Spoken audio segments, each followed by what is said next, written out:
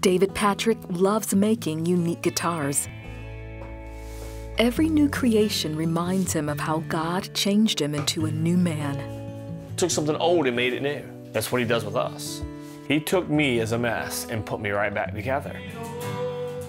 David grew up believing in Jesus and considered himself a Christian. But even into adulthood, he never felt he needed God's help. So when he and his wife Shannon couldn't conceive, they decided to fix it themselves. We had taken out a second mortgage on our home to pay for some of these in vitro fertilizations. Shannon was on treatments for years without success.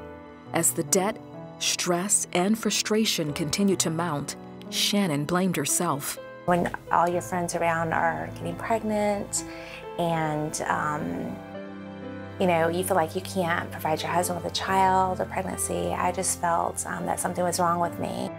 David became angry with God. I would pray and say, you know, God, why can't you give me just one child? I'm not asking for much. Why can't you just make it happen? You're God, you can speak it into being, you can snap your finger, you can say that it'll happen. The Patricks gave up on the treatments in 2002 and decided to adopt. That same year, David was in an ATV accident. He walked away with internal bruising and doctors prescribed Percocet for the pain. David discovered it had other benefits.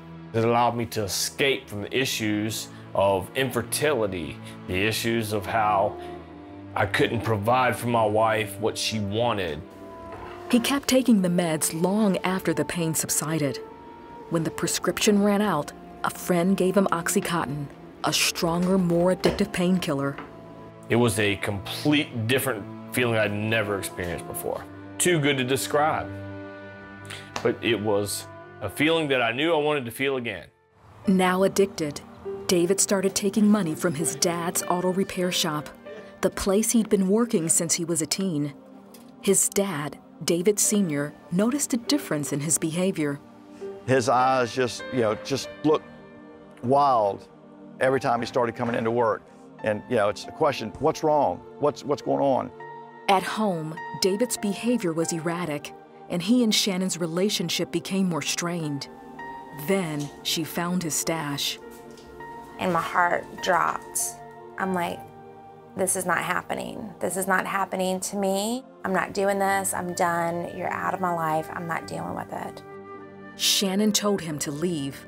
A week later, David checked into a drug detox and rehab facility. That night in his room, he turned his heart to God. I said, Lord, if you will take me, save me from myself, save me from my sin, but Lord, be the Lord of my life. Lord, change me. I am yours. It was after I cried out to God, I literally fell into a deep sleep. I remember waking up the next morning, pretty much almost all the withdrawal symptoms were gone. David was discharged into his dad's care. A month later, he returned home on the promise he would attend Narcotics Anonymous. The next thing he had to do was tell his dad about his addiction and the thousands of dollars he stole from the business. He forgave me. He just said, I love you, son. I just want my son to be okay. I just want my son to get better. All of that was forgiven. It was a love that I needed to do because he is my son, but it was the only way for him to start anew.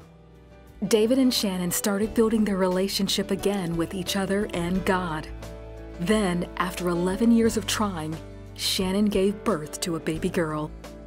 When she was born, I was just overwhelmed with joy. Just thanking God that I was able to experience a pregnancy.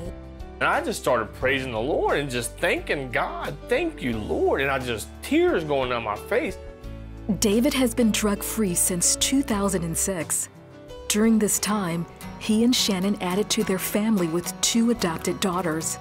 Now, when David plays his guitar, he has a captive audience.